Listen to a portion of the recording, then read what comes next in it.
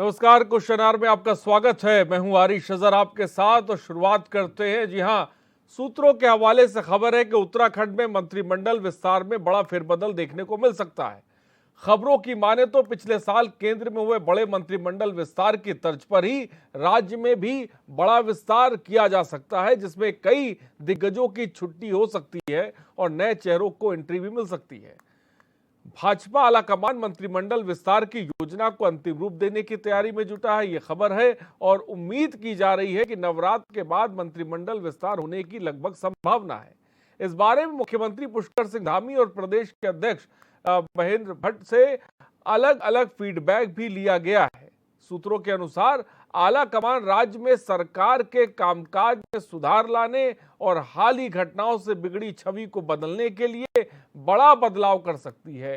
कोशिश ये भी है कि मंत्रिमंडल का चेहरा बदलकर सरकार को लेकर जनता को अच्छा संकेत भी दिया जाए। कई बड़े चेहरों को छुट्टी भी उनकी हो सकती है, जबकि मंत्रियों के 3 खाली पदों को भरा जाएगा। राज्य में कुल 12 मंत्री बन सकते हैं, जबकि अभी महज 9 है। देखना दिलचस्प है, नए चेहरों में किसकी एंट्री होगी और किसकी छुट्टी होगी, या क्या मंत्रिमंडल के विस्तार से मौजूदा वक्त में पार्टी की जो छवि बिगड़ी है वो सूरत हाल को पार्टी बदल पाएगी। देखना दिलचस्प है। और इसी पर आज हम बात भी करेंगे कि मंत्रिमंडल विस्तार से क्या पार्टी का सूरत हाल बदलेगा, ये अपने आप में बड़ा सवाल है। और किन दिग्गजों की छुट्टी हो सकती है और वो कौन से नए चेहरे हैं जिनको पार्टी में जगह मिल सकती है, उनकी एंट्री हो सकती है, और साथ ही साथ किन के कंधों पर जिम्मेदारी हो, क्योंकि हाल फिलहाल बहुत कुछ ऐसा हुआ है जिससे पार्टी की छवि पर असर पड़ा है। तो चलिए आपका तारुफ करा दें। हमारे साथ गेस्ट जुड़ रहे हैं। सत्यवीर सिंह चौहान भाजपा प्रवक्ता हमारे साथ जुड़ गए। सत्यवीर जी, आपका बहुत बहुत स्वागत है। साथ ही साथ संदीप चमोली जी कांग्रेस प्रवक्ता है, हमारे साथ जुड़ गए। संदीप जी, आपका बहुत बहुत स्वागत है। पंकज पेन्यूली जी यूकेडी प्रवक्ता हमारे साथ जुड़ गए, आपका बहुत बहुत स्वागत है। और डीके पॉल जी, आप प्रवक्ता है, वो भी हमारे साथ हैं, बहुत बहुत सर आपका भी स्वागत है। तमाम गेस्ट इस वक्त हमारे साथ जुड़ गए। सीधे वरिष्ठ पत्रकार प्रेम पंचोली जी भी हमारे साथ जुड़ गए हैं, बहुत बहुत स्वागत है सर आपका भी। और आप ही से मैं सोच रहा हूं कि आज डिबेट का आगाज करूं। मंत्रिमंडल का विस्तार जिसको लेकर इस वक्त सियासी गलियारों में चर्चाएं हैं, किस तरह से सर देखें इस मंत्रिमंडल के विस्तार को अगर होता है, और साथ ही साथ इसकी ज़रूरत क्यों महसूस हो रही है, क्या छवि सुधारने की कोशिश की जा रही है लिहाजा मंत्रिमंडल में विस्तार किया जा रहा है, आखिर किस तरह से देखा जाए, मैं आपसे समझना चाहूँगा। सबसे पहले प्रेम पंचोली जी, मेरी आवाज़ अगर आप तक पहुंची। हाँ जी, मैं ये कहना चाह रहा हूँ कि ये जो सारा काम है, जो अभी सरकार के 100 दिन बनने के बाद ये जो सारा किस्सा सामने आया है, ये कोई भी राजनीतिक पार्टी हो जो सत्ता में रहेगी, उसके भाजपा के अलावा अगर दूसरी पार्टी सत्ता में होती और उनके लोग, उनके जिम्मेदार लोग, बहुत महत्वपूर्ण लोग इस कांड में सम्मिलित पाए जाते हैं यदा कदा, या उनके नेतृत्व में, उनकी सत्ता में रहते हुए इस तरह के जो गड़बड़ झाला उत्तराखंड में आया है, विधानसभा से लेकर के नकल माफिया तक, तो कहीं ना कहीं वो प्रभावित तो हुए हैं। क्या उनकी नज़रों से ये ओझल था? क्या उनको ये पता नहीं था? क्या वो पूर्व की पावर में रहते हुए उन्होंने जब दोबारा पावर संभाली तो वहाँ भी वो ये कहने लग गए कि हम अच्छा ही करेंगे, जो भी कुछ करेंगे? तो कहीं ना कहीं इसका मैसेज पब्लिक के बीच में है। पब्लिक कभी बोलती नहीं है एक्चुअली ऐसे मुद्दों पे, बहुत सारे इशू पे। जैसे अभी अंकिता हत्याकांड हुआ तो पूरे लोग, उत्तराखंड के लोग, पूरे देश दुनिया में जहाँ पहाड़ के लोग बसे, लोग सड़कों में आए। लेकिन जब हम राजनीतिक शुचिता की बात करते हैं और विकास की बात करते हैं तो इसमें लोग इंतजार ही करते हैं कि आजा, दोबारा आ जाना मेरे पास वोट मांगने के लिए। क्योंकि जिसने भी वोट मांगा उसने कमेंट किया है, वो व्यक्ति के पास जाके कमेंट करता है, गांव में जाके कमेंट करता है, समूह में जाके कमेंट करता है कि मैं ये अच्छा काम करके दिखाऊंगा। लेकिन 100 दिन के बाद जो परफॉर्मेंस सामने आई और पूर्व के काम उनके सामने आए कि उन्होंने पूर्व में गलत काम किया था, तो स्वाभाविक है कि उनको बोल देना चाहिए कि अगर आप इसको सुधार के लाओ तब तक कोई और लोगों को जिम्मेदार दे देंगे, क्योंकि बड़ा पूर्ण बहुमत अच्छा सा मंत्रिमंडल विस्तार होता है किस आधार पर होगा? क्या जाति समीकरण भी फिट करने की देखो ये स्पष्ट है, ये लोग ये बोला नहीं जाता है, कोई भी राजनीतिक पार्टी आज के दौर में बोलती नहीं है, लेकिन जब वो किसी चीज का विस्तार करती है, कोई भी जिम्मेदारी बांटती है, वो पूरा संतुलन बनाती है, ख ब स इस तरह का पूरा संतुलन बनाती है। राजपूत कहाँ पे रहेगा, ब्राह्मण कहाँ पे रहेगा, शेड्यूल कास्ट कम्युनिटी का आदमी कहाँ पर रहेगा, इस तरह का संतुलन ये लोग बनाते हैं। हो सके उस संतुलन से उनका प्रभाव समाज में अच्छा पड़े बुरा पड़े वो उन पे फर्क नहीं पड़ता, लेकिन वो अपने संगठन के अंदर और अपने कामों के अंदर वो पूरा जाति का समीकरण देखते हैं। तो वो जाति का समीकरण वो जरूर देखेंगे और उस हिसाब से मंत्रिमंडल को विस्तार करेंगे। ये निश्चित है कि कुछ मंत्री जो हमारे बहुत जिम्मेदार लोग हैं, जो मंत्रिमंडल में सम्मिलित हैं, कैबिनेट के बहुत जिम्मेदार प्रतिनिधित्व कर रहे हैं कैबिनेट में, उन लोगों को कहा जा सकता है कि आप और काम देख सकते हैं, लेकिन जाति का समीकरण बहुत जरूरी है और जाति के समीकरण के अनुसार ही ये प्रदेश चलता है। आज तक सरकारें, जितने भी राजनीतिक दलों ने सरकारें बनाई, केंद्र से लेकर राज्य तक, पूरा मैसेज ये गया है कि उन्होंने आम तौर पे तो कह दिया कि इस देश के अंदर जातिवाद नहीं है। जो गांधी जी ने और अंबेडकर, बाबा साहब अंबेडकर ने इस देश की एक पूरा एक जगह बनाई कि इस देश को एक दिशा दी कि ऐसा देश बनेगा हमारा। ये पूरा गुलदस्ता है, यहाँ अलग अलग तरह की खुशबू हैं, लेकिन सारी खुशबू एक जगह रहेगी और उससे जो महक आएगी उससे समाज में अच्छा मैसेज जाएगा। लेकिन जब राजनीतिक दल सत्ता में आए तो उन्होंने बिल्कुल कहा नहीं, लेकिन अंदर खाने पूरा जातीय समीकरण को आगे बढ़ाया है और आज वो जातीय समीकरण इनके दिलों दिमाग में चलता है। और ये निश्चित तौर पे जो उत्तराखंड में नया मंत्रिमंडल, कुछ लोगों को जो नई जिम्मेदारी मिलेगी वो जातीय समीकरण को लेकर के जातीय समीकरण के आधार पर ही मंत्रिमंडल का विस्तार होगा। बिल्कुल। सत्यवीर सिंह चौहान जी हमारे साथ हैं। सत्यवीर सिंह जी, मंत्रिमंडल में बदलाव की, विस्तार की बात कही जा रही है, खबर है इस समय सियासी गलियारों में, क्यों महसूस हो रहा है मंत्रिमंडल में विस्तार की बात की जा रही है? क्या जो हाल फिलहाल हमने देखा, जिस तरह की घोटाला एक्सप्रेस चली या जिस तरह से पार्टी की छवि पे नुकसान पहुंचा है, लिहाजा ये बदलाव की कोशिश है? आरिश जी, आपको प्रणाम और आपके सभी दर्शकों को प्रणाम। मैं ये कहना चाहूँगा कि आरिश जी, मेरे संज्ञान में तो है नहीं, आप क्या इसमें खोजना चाहते हो। और दूसरा मैं कहना चाहता हूँ कि अगर विस्तार भी होता है या बदलाव भी होता है, ये पहली बार इतिहास में हो नहीं रहा है और मुख्यमंत्री जी का विशेष अधिकार होता है।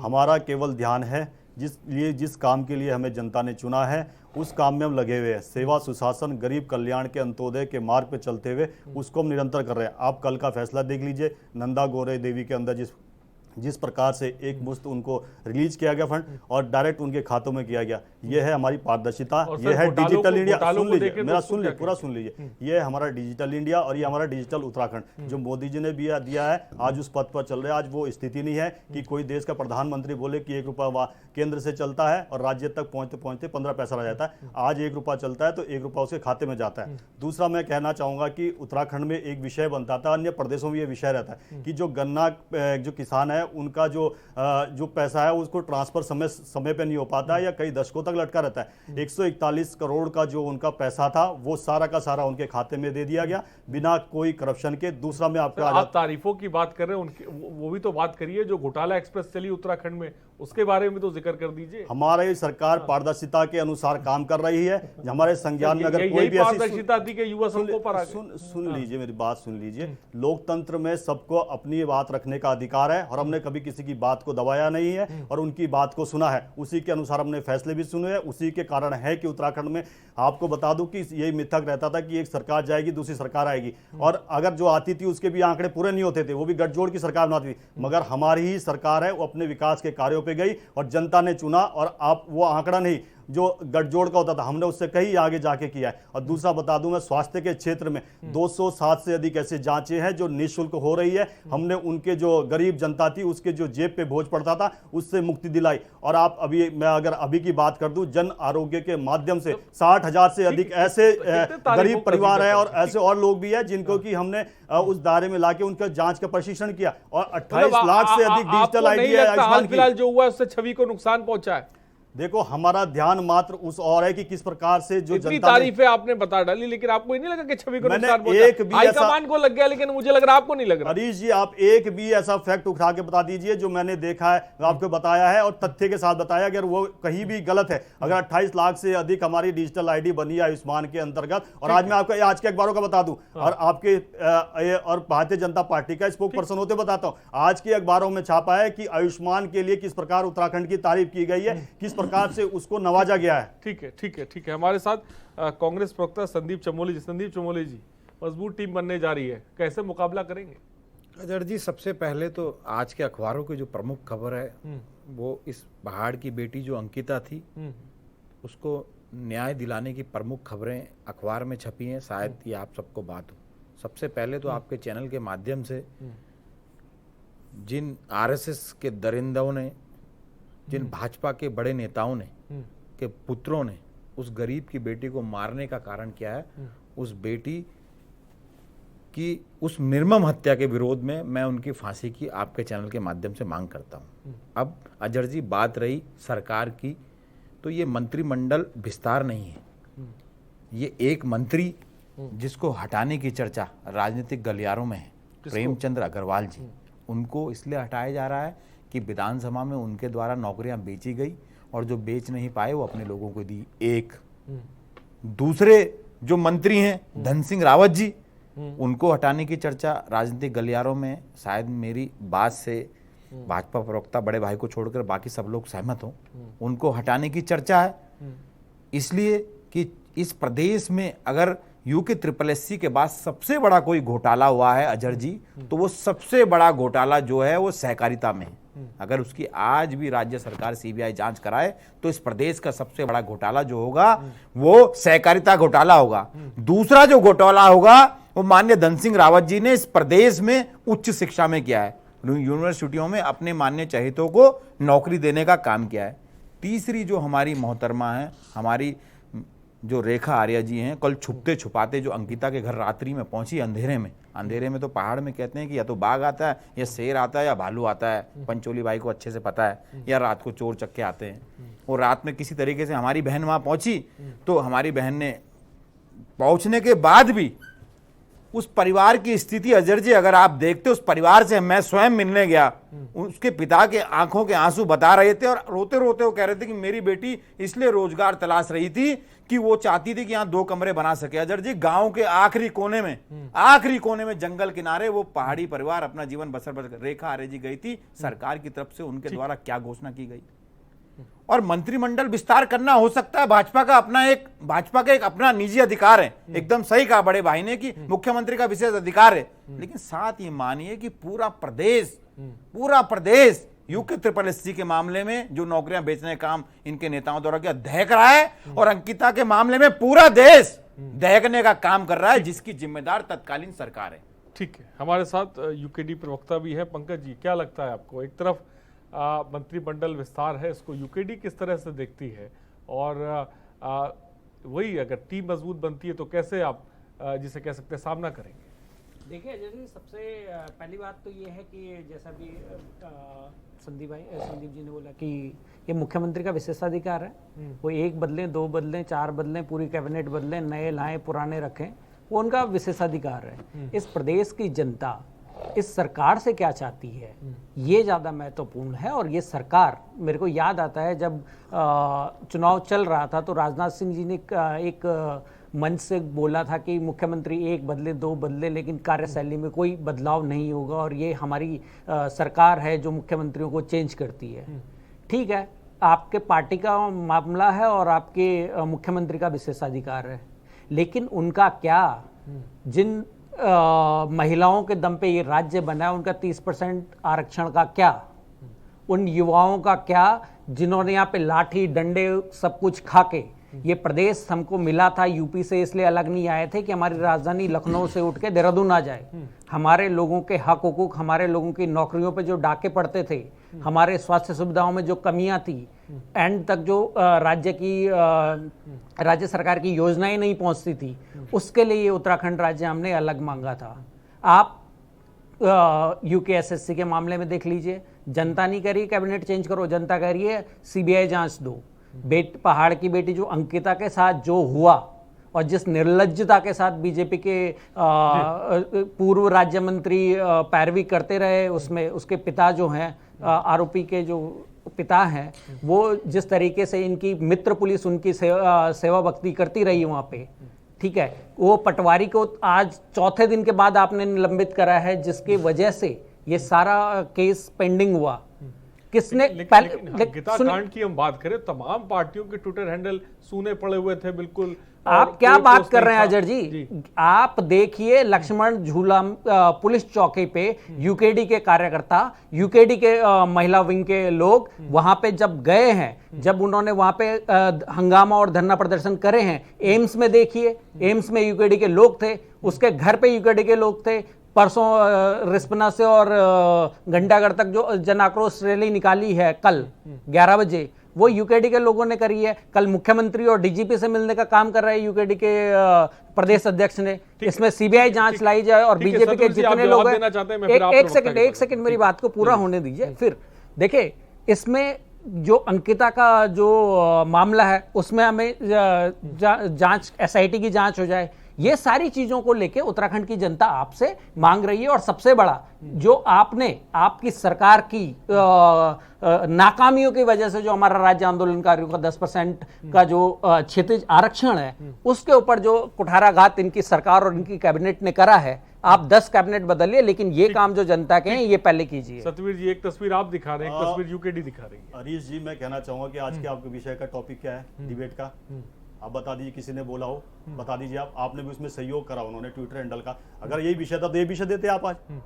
और इस विषय पे बोलने के लिए आप जितना चाहो उतना बोलूंगा, पर पुरजोर तरीके से बताऊंगा, एक एक फैक्ट आपको दूंगा, मगर जो विषय है उस विषय पे रहना चाहिए। मगर डिबेट का जो नहीं मैं पहले सुन लीजिए, अरे सुन लीजिए आप, सुन लीजिए, अरे सुन लीजिए आप, अरे सुन लीजिए आप, सुन लीजिए आप, अरे सारे रहने दीजिए आप, अरे रहने दीजिए। आपका मुखड़ा देखा है, 10 मार्च को देखा है, जनता ने बताया आपको। अरे आपको 10 मार्च, अरे यार, अगर आप कोई नहीं जानने वाला, और हमारा विशेषाधिकार है, और जिनके पास अंक होते हैं वो सरकार चलाते हैं। आप जैसे लोग सरकार नहीं चलाते, और आप तो वो काम बिठाए आप। अरे ये हश्र हो गया है कि आपके पार्टी का जो सिंबल है वो छिन गया है, उस पर ध्यान दीजिए। हमारे घर पे ध्यान मत दीजिए, हमारे पे ध्यान। अरे हमारे अटल बिहारी वाजपेयी ने इस राज्य को बना दिया है। सोनी, देखो हरीश जी, मैं इंटरव्यू में नहीं बोला, ठीक है, इस प्रकार से डिबेट नहीं होती है, इस प्रकार से डिबेट नहीं होती है। करके बोलेंगे तो बात होगी। आपको रोकना चाहिए, मैं किसी के बीच में नहीं बोला। ठीक है, ठीक है, ठीक है। मेरा हमें सलाह देंगे जो बोलते थे दिल्ली दूर पीकिंग नजदीक। किसने बोला? बीजेपी के लोग बोला, और आपके एमपी ने, आपके एमपी ठीक है पंकज जी, सतवीर जी, ठीक है।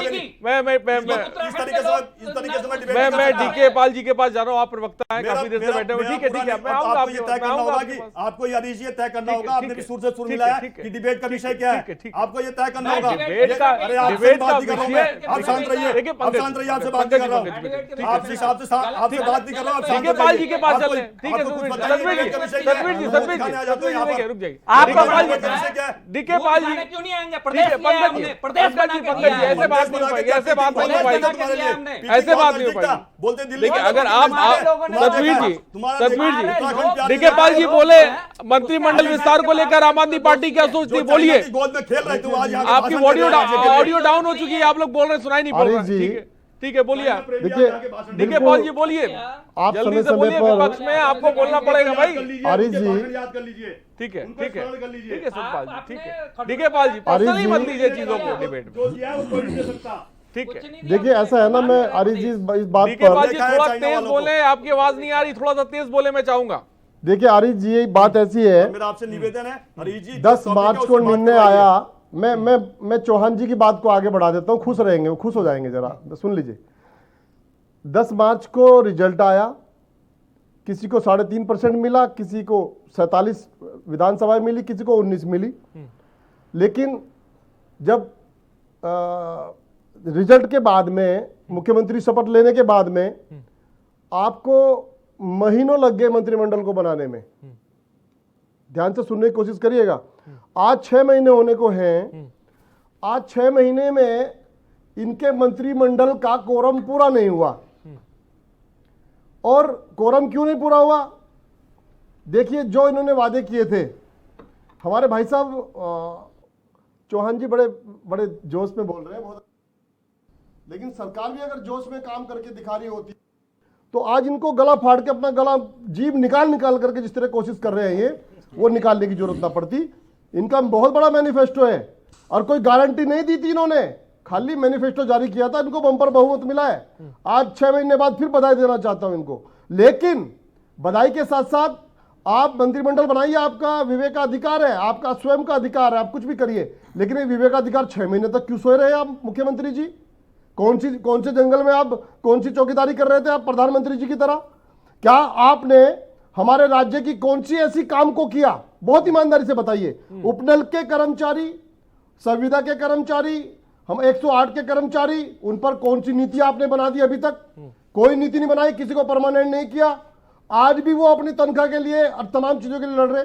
आपने कहा कि 4600 रुपए का पे स्केल पुलिस को देंगे, आपने उनके साथ धोखा कर दिया। डीके पॉल जी कम शब्दों में पूछे तो जवाब भी ले लूं मैं जल्दी से। देखिए, आप जो है कहने का मतलब यह है कि यदि आप मंत्रिमंडल अपना समय से बना दिए होते और सभी मंत्रियों को, जितने भी आपने कैबिनेट में लोग लिए थे, उनको जिम्मेदारी दे दिए होते, तो वो अच्छे से इस राज्य की रणनीति पर या नियत और नियम कानून पर बनाने की बात कर रहे होते, या राज्य के लोगों के लिए कुछ काम कर रहे होते। एक तो आप यहां फेलियर रहे 6 महीने के अंदर, क्योंकि आप जब मंत्रिमंडल ही नहीं बना पाए तो काम कैसे हो रहा है उन विभागों का? अरे आप दिल्ली के मुख्यमंत्री से आप एक तो सीख ले लीजिए। हमारे दिल्ली के मुख्यमंत्री के पास एक भी विभाग नहीं है आरिफ जी, और आपको ये बात को गंभीरता से भी लेना चाहिए और ईमानदारी से भी लेना चाहिए।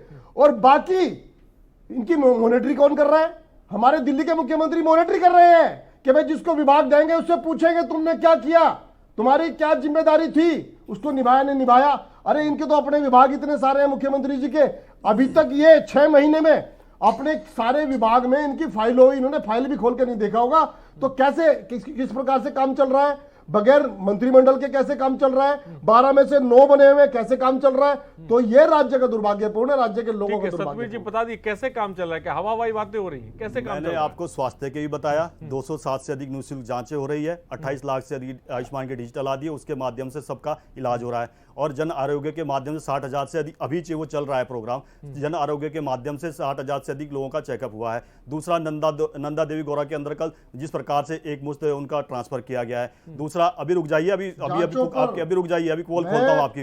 अरे रुक जाइए अभी, अरे रुक जाइए, आपसे कमिटमेंट लेना चाहता हूँ। अरे यार, सुबह 7:30 बजे आप और मैं देहरादून के जो दून अभी मैं वो नहीं बताऊंगा कि जर्मनी में किस प्रकार से पंजाब के मुख्यमंत्री को जहाज से उतारा है नशे की हालत में। मैं आपसे पूछूंगा सतवीर भाई, आप भी चर्चा पे आइए, बताइए क्या कैबिनेट का विस्तार हो रहा है? अरे आप बताइए, अब आप ही बहकने लगे, अब आप ही अलग विषय में जा रहे हैं। मैं जाऊँ पॉइंट टू पॉइंट बात रखिए ना, आप उनके सवालों का जवाब दीजिए। अच्छा, ये नहीं, एक मिनट हरीश जी, आप पॉइंट टू पॉइंट की बात कर रहे हैं, तो दिल्ली किस लिए पहुंचे? ये बताऊं क्या दिल्ली में शराब, पहली बार स्वतंत्र भारत में कोई शिक्षा मंत्री, शराब मंत्री, बताऊं क्या मैं इस विषय में? अरविंद केजरीवाल को आज नोटिस थमाया सुप्रीम कोर्ट ने, क्या बताऊं क्या मैं दिल्ली के बारे में? अगर वो राजनीतिक टिप्पणी कर रहे, क्या मैं आपके चैनल पे राजनीतिक टिप्पणी नहीं कर सकता? उस पर जो सत्य वो बता नहीं सकता क्या मैं उसके बारे में? अरे कांग्रेस ना बताए, अरे हरीश रावत को प्रकरण भूल गए क्या जब बोलते थे आंख बंद करिए? भूल गए क्या? हरीश रावत को भूल गए क्या जब वो आंख बोलते थे आंख बंद कर लो, तुम भी खाओ मैं भी खाऊं? भूल गए क्या? वो प्रदेश की जनता कह रही है आप सीबीआई जांच कराइए, भूल गए क्या? प्रदेश का नौजवान सड़कों पर भूल गए क्या? वो आपके नेता बलात्कार कर रहे हैं, बोलेंगे तो बात आपके नेता भूल गए क्या रावत को जो बोलते थे मैं भी खाऊं आप भी खाऊं? बलात्कारी, भूल सारे गए क्या? भाजपा के लोग बलात्कारी हैं। ठीक है, एक साथ अगर बोलेंगे आप आपकी जगह है, कुछ नए चेहरे आ सकते हैं तो कुछ चेहरों को बाहर का रास्ता भी दिखाया जा सकता है, या यूं कहें उनकी छुट्टी भी की जा सकती है। खबर यह है कि छवि को सुधारना चाहती है बीजेपी, लिहाजा इस तरह का फैसला लिया जा रहा है, ये खबर है। और इसी पर आज हम बात भी कर रहे हैं, चर्चा भी कर रहे हैं। लेकिन मोटे तौर पे जो निकल कर आया, एक तस्वीर सतवीर सिंह चौहान जी ने बताने की कोशिश करी पार्टी की, और एक तस्वीर विपक्ष बता रहा है। इस बीच सीधे रुख करते हैं प्रेम पंचोली जी के पास। प्रेम जी, मौजूदा वक्त में जो सत्ता पक्ष में प्रवक्ता साहब बैठे हुए हैं जिन्होंने एक तस्वीर दिखाई, क्या लगता है कि मौजूदा मंत्रिमंडल ने एक सर्टिफिकेशन वाला वो काम किया है और तमाम चीजें हुई हैं? आपको लगता है ऐसा? नहीं, ये मौजूदा मंत्रिमंडल की जो परफॉर्मेंस है वो 100 दिन के बाद, जब सत्ता में जो हमारी राजनीतिक पार्टी भारतीय जनता पार्टी है जब उन्होंने 100 दिन का लेखा जोखा बाहर निकाला तो उसके तुरंत बाद उनके जो कारनामे हैं, उनकी जो योग्यता हैं, उनकी जो एक्टिविटीज़ है वो सबके सामने आई जी। और जैसे वो सबके सामने आए उसका जवाब भी इन लोगों के पास नहीं रहा। फकत अपने एक्टिविटीज़ को लेकर के आंकड़े प्रस्तुत करना कि जैसे हमारे चौहान साहब कह रहे कि गौरा देवी कन्या धन योजना का पैसा हमने दिया है। कभी मुझे बड़ी शर्म आती है, चैनल में बात करने की बड़ी शर्म आती है। यदि प्रतिनिधि लोग ऐसा कहें और सरकार ऐसे कहे कि हमने ये काम किया है, वो तो एक क्या बोले अंडरस्टूड है कि वो काम उनको करना है, इसलिए उनको सत्ता दी है। कोई बहुत बड़ा काम तो नहीं किया है। कि क्या आपने इस तरह का ऐसा काम किया कि देहरादून को स्मार्ट सिटी, बड़े बड़े काम क्या थे जो नहीं हुए हैं, वो मैं बता बताइए। रहा मैं हूँ चाहता आप हूं। सुनिए तो- कि हाँ जी। अगर देहरादून को स्मार्ट सिटी बनाना है, क्या वो पुराने मकान तोड़ने चाहिए? देहरादून में इतनी बड़ी जगह बनी हुई थी, स्मार्ट सिटी के लिए लोगों को बैठाना चाहिए था। लेकिन इस प्रदेश का दुर्भाग्य है कि जब तक सत्ताधारी पार्टी के लोग नहीं बोलेंगे, उनके आजू बाजू के जो विद्वान जन नहीं बोलेंगे, उनके लिए कोई दूसरा विद्वान नहीं है। इस प्रदेश का बड़ा दुर्भाग्य है। और मुझे लगता है कि पिछले 20 सालों में पूरे देश के अंदर जो सीन बदली है कि जब मिनिस्टर किसी क्षेत्र में जाते हैं, जो भी मिनिस्टर बनता है, जो भी कैबिनेट का हिस्सा बनता है, वो अपने विभाग के जिम्मेदार अधिकारियों को अपने साथ नहीं ले जाता है। यानी ऐसा लगता है कि वो मौज मस्ती के लिए पब्लिक के बीच में जाता है। पहले 20 साल पहले हम जब पढ़ते थे, हम सुना करते थे कि हमारे गांव में मिनिस्टर आया तो उसके साथ उस विभाग का जो विभाग उस मंत्री को मिला हुआ होता, उस विभाग का जिम्मेदार ऑफिसर उसके साथ होता था और बताया जाता कि ये काम होना चाहिए। तो ये परफॉर्मेंस हमारे मंत्रिमंडल में आज दिखाई नहीं दी। मतलब हमारे मंत्रिमंडल में परफॉर्मेंस आपको क्या लगता है बिल्कुल फेल है? फेल तो पास तो जनता देगी ना, हम तो नहीं दे सकते हैं। लेकिन मैं एक बता रहा हूँ कि इस तरह की परफॉर्मेंस दिखाई नहीं दी। दूसरी परफॉर्मेंस ये दिखाई रही कि ये इस चीज़ की जरूरत है इस देश के अंदर कि चुनाव आयोग को भी, क्योंकि जब 100 दिन के जो लेखा जोखा के बाद अगर गड़बड़ झाला सामने आता है तो कहीं ना कहीं चुनाव आयोग से भी जनता ये अपील करना चाहती है, चुनाव आयोग से बार बार निवेदन करना चाहते हैं कि जितने भी लोग विवादित लोग हैं, जब तक वो विवाद को सुलझा हुआ सर्टिफिकेट नहीं लाएं तब तक उनको चुनाव लड़ने दिया जाए। किसी भी प्रकार के विवाद, अगर अखबार में किसी व्यक्ति के प्रति विवादित चीज़ें सामने आ रही कि उसने ये किया सो किया, तो वो अखबार में उसका वर्जन भी छप जाना चाहिए कि उसने ये मामला सुलझ गया है, अब इसको टिकट दिया जाना चाहिए। तो विवादित व्यक्ति को ही चुनाव नहीं लड़ने देना चाहिए। ये चुनाव आयोग को भी मुझे लगता है कि जनता की तरफ से अपील है। ये मैं व्यक्तिगत तौर पे नहीं कह रहा हूँ। बार बार जब हम खबरें लिखते हैं तो हमारे पास बार बार इस तरह की कमेंटमेंट आते हैं, स्टेटमेंट आते हैं कि ऐसा चुनाव आयोग करें तो शायद साफ सुथरी छवि वाले लोग आगे आएंगे। अब रही उत्तराखंड सरकार में मंत्रिमंडल के विस्तार के बाद, कोई बहुत बड़ी बात नहीं है। अगर ये विवाद भी नहीं होता तो कई बार अलग अलग प्रदेशों में, भारत सरकार में भी अभी आपने देखा होगा बहुत सारे मंत्रियों को बदल दिया गया, किसी को छुट्टी दे दी गई। तो ये बहुत बड़ी बात नहीं है। बड़ी बात इस बात की है कि यदि हम नया काम करने जा रहे हैं तो उसका प्रचार होना चाहिए, लेकिन जो काम पाइपलाइन में जिसको करना चाहिए उसकी गिनती नहीं होनी चाहिए। ये शर्मनाक बात है कि हमने ये कर दिया, हमने वो कर दिया। वो तो करना है, फिर आप करेंगे क्या? फिर अगर आप मंत्री हैं या आप मुख्यमंत्री हैं या आप जवाब ले लेते हैं हैं, तो आप करेंगे क्या? ये तो आपका काम है ना। अगर हम अपनी परफॉर्मेंस जो है, हमने एक कागज पे दस्तखत कर दिए, उसको बोल दिया हमने तो फलानी कागज पे दस्तखत कर दिए। मैं आपको बताऊं कि देहरादून में या तमाम जितने भी हॉस्पिटल हैं उनकी जो पर्ची कटती है इतनी महंगी, आप ये लगाइए कि कॉर्नेशन हॉस्पिटल की पर्ची 27 रुपए की है, दून हॉस्पिटल की पर्ची 17 रुपए की है। और अब आप देखो वहां पे गड़बड़ झाला का है, जो पर्ची काटने वाला है उसका कोई लेखा जोखा नहीं, कोई सीसीटीवी कैमरे नहीं है, वो सीधा 20 रुपए काट देता 17 रुपए की जगह। जो 27 रुपए वाला वो 30 रुपए काट देता, बोलता नहीं है खुले। 3 रुपए के लिए कोई भी आम नागरिक, जो आम आदमी, वहाँ बिल्कुल सरकारी हॉस्पिटलों में बिल्कुल ग्रास रूट के लोग जाते हैं, और जो थोड़ा ऊपर के लोग हैं वो तो प्राइवेट हॉस्पिटल में चले जाते हैं। आम नागरिक जाता है वो 3 रुपए के लिए शर्म के मारे बहस नहीं करता वहाँ पे। एक दिन एक आदमी ने बहस की भी, पता चला कि जो अधीक्षक हैं उनकी भांजी वहाँ पर पर्ची काट रही है, तो लोग चुप हो गए, क्या बोलना था। तो जो ये छोटे स्तर से जो गड़बड़ हो रही है, क्या वो सुधारने का काम किया है? वो तो एक्टिविटीज हो सकती है, लेकिन अगर आपने किसी के खाते में पैसे डाला तो वो एक्टिविटीज नहीं है। तो ये हंसने वाली बात है। मुझे लगता है कि मंत्रिमंडल का विस्तार हो। दूसरा मैं ये कहना चाहता हूँ कि हमारे प्रदेश में बहुत महत्वपूर्ण लोग हैं। मैं आज भी याद दिलाना चाहता हूँ कि जिस व्यक्ति ने 450 लोगों को लखनऊ जैसी विधानसभा में ट्रेनिंग दी है, प्रशिक्षण दिया है, क्या उस व्यक्ति को आप पीछे रख दोगे जाति के नाम पे या तमाम चीजों के नाम पे, जिस पे कोई दाग नहीं है? जिस आदमी ने 450 लोगों को और 70 लोगों के बीच में उसकी पूछ नहीं है, और बार बार वो विधायक भी बन के आते हैं, तो हमें कहना चाहिए कि सत्ता के नजदीक लोग हैं, जो सरकार को चला रहे हैं, अच्छे ढंग से चलाएं, अच्छा चल रहा है। मुझे लगता है कि जिम्मेदारी ऐसे व्यक्ति को देनी चाहिए। मैं उसकी ठीक है, सतबीर जी जवाब दें। एक तस्वीर, लेकिन उनकी एक तस्वीर आपने दिखाने की कोशिश करी, चमकदार तस्वीर। एक तस्वीर प्रेम जी दिखा रहे हैं, क्या कहें? प्रेम जी को मैं दिखा दूं, जो 3 रुपए का जिक्र कर रहे हैं, वहां पर ऑनलाइन पर्चे बनते हैं और ऑनलाइन कटे, और इन्होंने कभी इस पे प्रकाश नहीं डाला है कि जो 207 जांचें फ्री हो रही है और जन आरोग्य के माध्यम से प्रशिक्षण हो रहा है, और किस प्रकार से आयुष्मान योजना के अंतर किस प्रकार से निःशुल्क इलाज हो रहा है।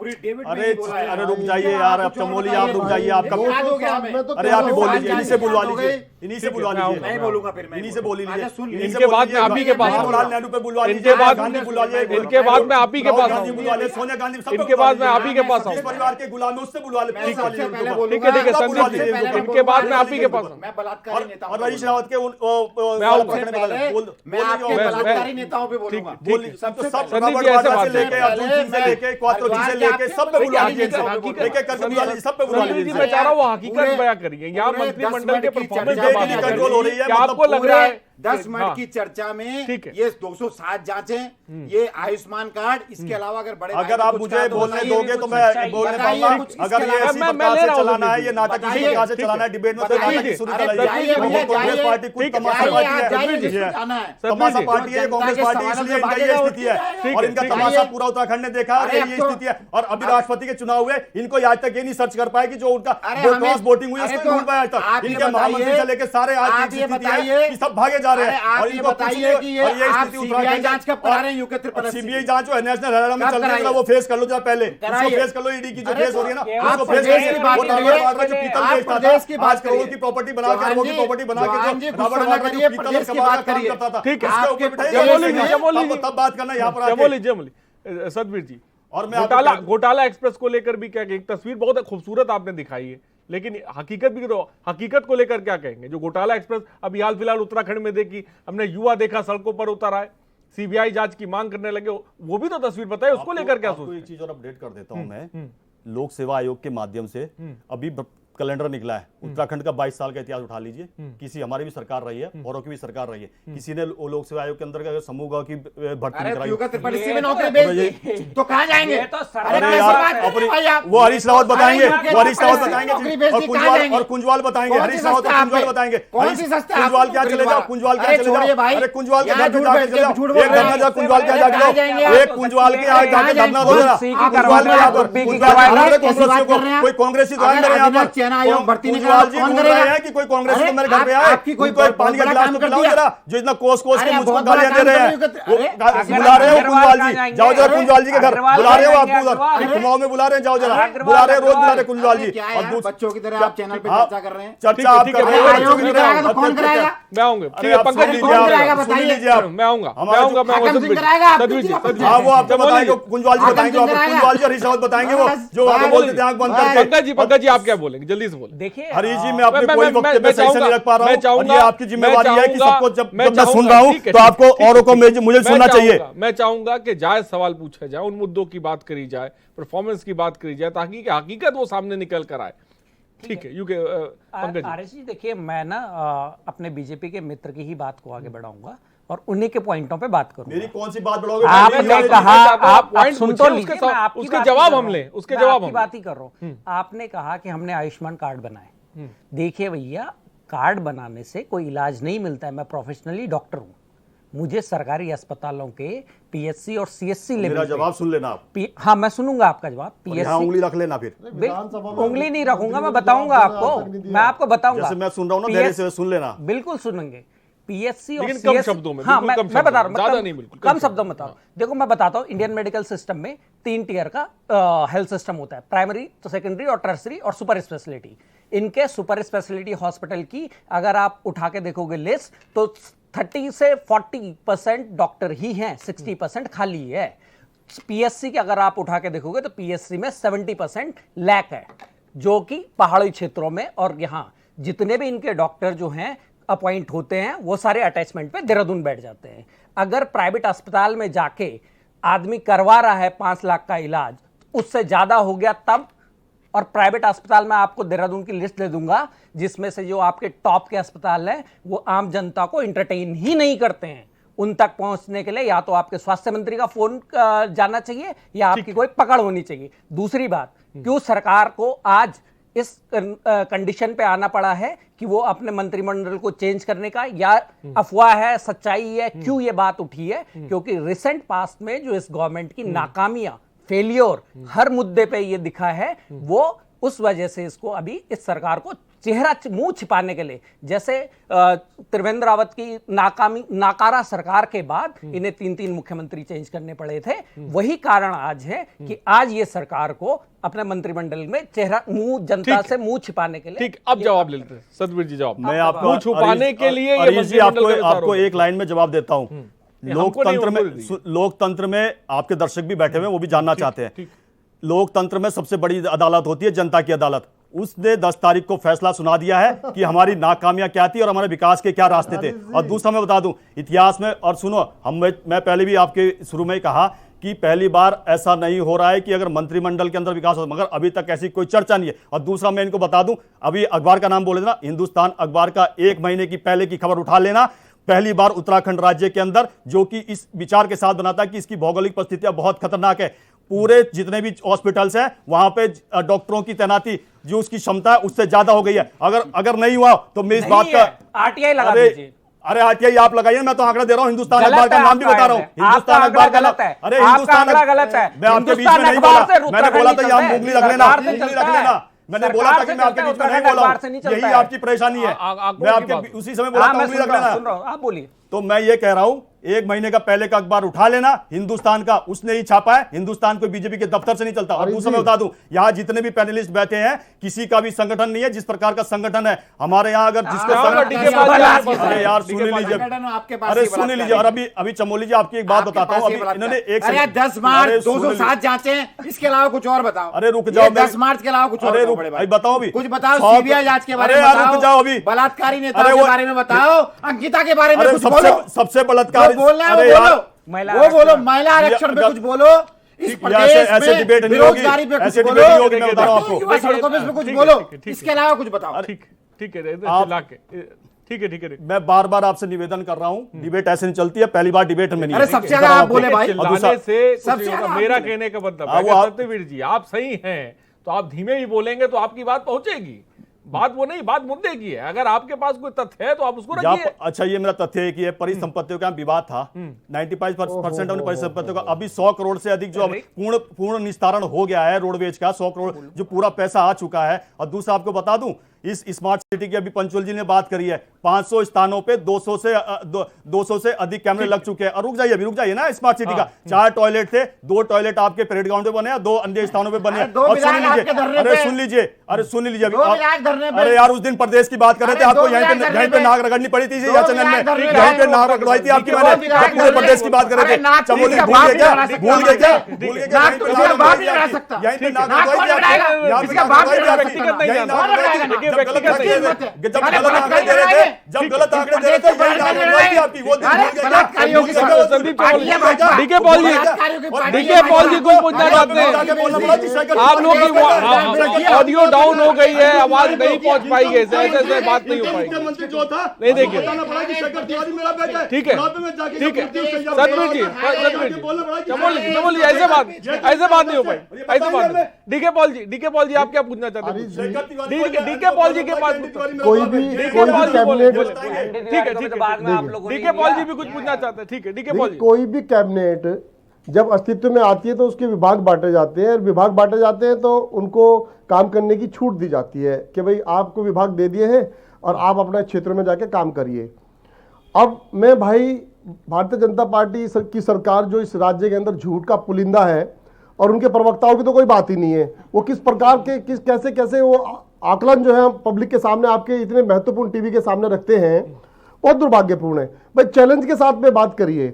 मैं बिल्कुल आम आदमी पार्टी का प्रवक्ता होने के नाते आपसे निवेदन करता हूं कि कल हम 8:30 बजे दून स्कूल के सामने, जहां 17 रुपए की पर्ची कटती है, जो आप 207 जो आप जांच कह रहे हैं कि फ्री होती है, भाई आप कल हमको दिखवा दीजिए। हम वादा करते हैं इसी चैनल पर दोबारा से निवेदन करेंगे HNN को, और निवेदन करेंगे कि इस पे डिबेट रखी जा रहा, हम गलती भी मानेंगे, नाक भी रगड़ेंगे, नहीं तो एडिया आपको रगड़नी पड़ेगी।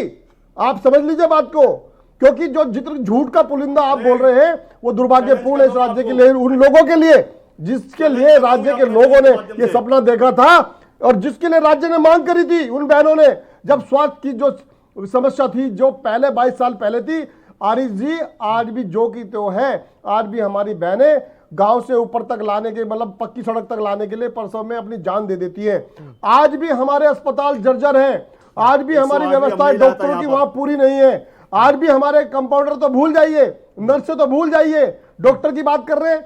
अरे भाई मजाक मत बनाइए आप उत्तराखंड के लोगों का। आपको जिम्मेदारी इसलिए दी थी कि आप इस राज्य के अंदर स्वास्थ्य पर नीति बनाएंगे, डॉक्टरों को खड़ा करेंगे, नर्सों को खड़ा करेंगे, बहनों की जो जान जा रही है परसव के रूप में उनको रोकेंगे। ठीक है, लेकिन मेरा भी सवाल सत्यवीर जी, जो मंत्री जो पद खाली रहे मंत्रिमंडल में, आखिर उन्हें क्यों नहीं भरा गया था? उचित समय पे उचित कार्रवाई होती है और हमारे मुख्यमंत्री जी उस पर ध्यान रखे हुए हैं, संगठन भी उस पर ध्यान है और होगा, और सरकार को जो काम करने चाहिए वो काम कर रही है। और मैं आपको बता दूं जिस प्रकार से हमने उचित समय 23 मार्च सुन लीजिए, आप शराब चौहान मंत्री जी शांत हो 23 मार्च तक जाइए, जिस शराब मंत्री मंत्रिमंडल की शपथ ली जा रही थी, अरे शराब मंत्री 6 शांत हो महीने जाइए, बाद उचित समय नहीं है। आप पब्लिक ये तो माफी मांगने जैसी चीजें आप कर रहे हैं। शराब पी के उसको हेलीकॉप्टर से उतार देते हैं और फिर बीच में बोलते हैं, मुझे लगता है ये भी वही करके आए हैं। अरे ना बोलिए, बीच में ना बोलिए, अरे बीच में मत बोलिए, भारत को संविधान में पड़ा, बीच में मत बोलिए, अरे बीच में ये ऑब्जेक्शन है। आप शब्द वापस लीजिए। आपने डीके पाल जी को ऐसा कैसे बोला कि वो भी वही करके आ रखे हैं? आपके पास क्या है? आपने डीके पाल जी को ऐसा कैसे बोला कि वो भी वही करके आ रखे हैं? डीके पाल जी को शराब पी के आने में कैसे बोल दिया आपने? ऐसा कैसे बोल दिया कि डीके पाल जी ने शराब पी के आने में? मैं ऑब्जेक्शन कर रहा हूँ।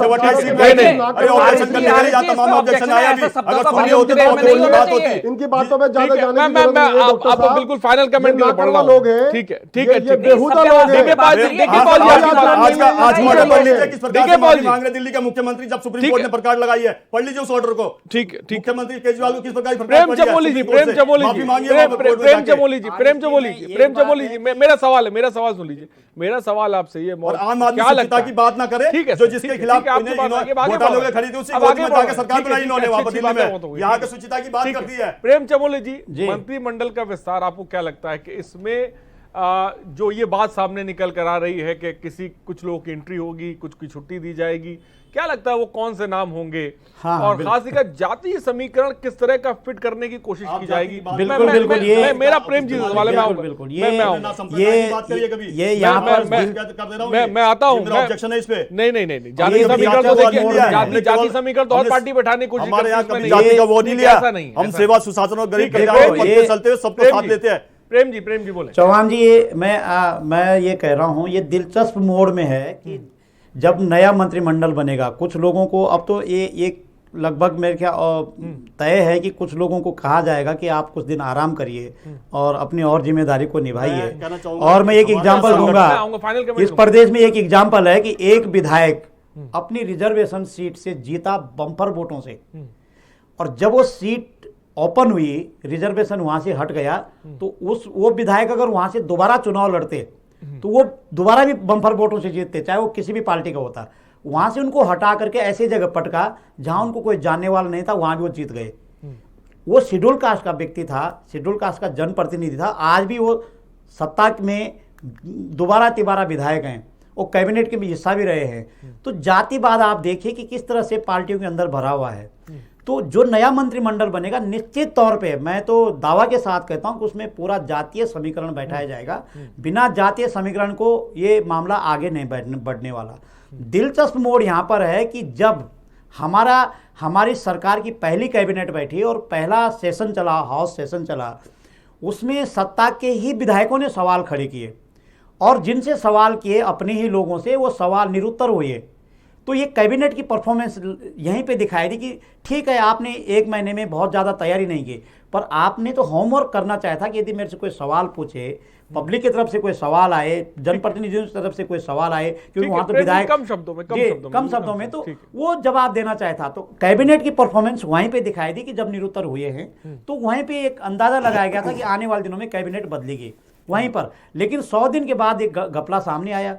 तो ये निश्चित तौर पे कि जातीय समीकरण बैठाया जाएगा, इसमें बिल्कुल ना नहीं किए जा सकते। कोई भी राजनीतिक दल मुकर नहीं सकता है, ठीक है, और जितने भी राजनीतिक दल यहाँ आए ये सब लोग ऐसा करते ही हैं। ठीक ये है, कोई सतवीर दो राय नहीं है। सतवीर जी, कम शब्दों में। मैं ये कहना चाहूंगा, हमारे यहाँ तो आप चर्चा कर रहे हो कि परिवर्तन हो रहा नहीं हो रहा है, ये मुख्यमंत्री जी का विशेष अधिकार है, आपको डिबेट करने का भी अधिकार है। मगर एक पार्टी है जिसके अंदर अभी एक अनुसंधान का विषय बना हुआ है और एक जगह सरकार सड़क पे आ चुकी है और किस प्रकार से सिर फुटबॉल चल रहा है वो आपको भी पता है। उस राज्य का नाम भी नहीं लूंगा मैं। और मैं कहना चाहूंगा कि हमने जो कार्य किए हैं, जिसके लिए हमें सरकार ने चुना है, हम वो तमाम, चाहे स्वास्थ्य के कार्य हो, चाहे शिक्षा के कार्य हो। अभी आपको एक बता दूं, अभी देवबंद और रुड़की के बीच में जो रेलवे का काम चल रहा है, जमीन जो अधिग्रहण हुई है और हरिद्वार के 4 गांवों से प्रभावित हो रहे हैं, परसों ही 28 करोड़ से अधिक उनका जो पैसा है वो रिलीज कर दिया है। और आपने देखो कि ऊर्जा के क्षेत्र में भी जिस प्रकार से हम काम कर रहे हैं, 10 परियोजनाओं के लिए इससे पहले मुख्यमंत्री गए थे, उस पर भी केंद्र सरकार से अनुमति लेके आए हैं और उस पर आगे की कार्रवाई शुरू हो रही है। और दूसरा कह जाऊं कि फार्मेसी का ये उत्तराखंड बहुत बड़ा हुआ है, उसके लिए भी हमारी सरकार ने केंद्र से पहल करी है कि आप आइए, हम जमीन आपको उपलब्ध कराते हैं। और यहाँ पे ठीक है, संदीप चमोली जी, आपने जिस तरह से कहा कि भाई ठीक है, ये मंत्रिमंडल जो है फेल साबित हुआ, वो परफॉर्मेंस नहीं रही, तो ठीक है, कांग्रेस ने उस दौरान क्या किया? अजहर जी, सबसे पहले तो मैं कहूंगा कि भाजपा के बड़े भाई साथी ने जितनी बातें कही मैंने मानी, कम शब्दों में उनकी सब बातों को मैंने याद किया। लेकिन वो ये माने कि इस प्रदेश में इनके कुशासन की वजह से एक बहुत बड़ा भूचाल अजहर जी आया हुआ है। उस भूचाल की जद में निश्चित ही आज आपकी दिन तारीख समय अगर आप तय करेंगे तो निश्चित ही सभी साथी मानेंगे कि इनके कुछ नकारे नालायक मंत्री घर बैठने का काम करेंगे। पंचोली भाई, इस बात पे आप मुझे एकदम मानेंगे कि ये होगा। दूसरी बात, इस आखिरी बात खत्म कर रहा हूं, इस प्रदेश का जो सबसे ज्वलित मुद्दा है यूके 888 की सीबीआई जांच और अंकिता के हत्याकांड की सीबीआई जांच।